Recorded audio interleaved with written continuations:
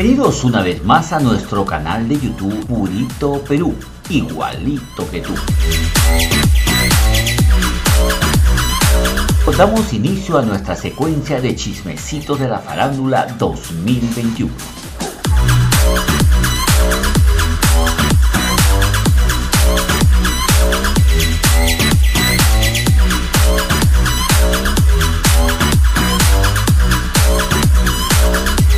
Todavía no se conoce fecha oficial para el lanzamiento de Pido Perdón, la primicia 2021 en dúo de Nicole Ramos y Edmundo Rengel, pero ya los rumores de que será para el Día de los Enamorados circulan y con mucha fuerza.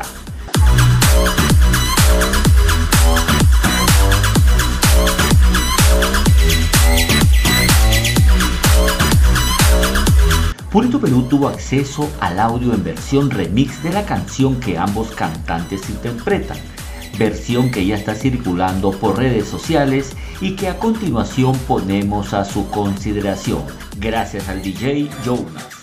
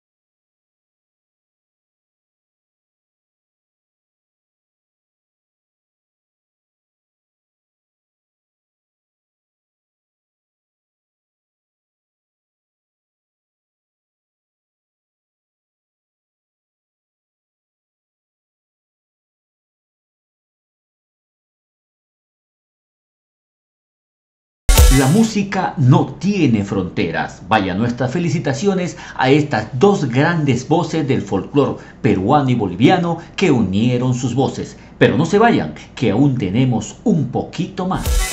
No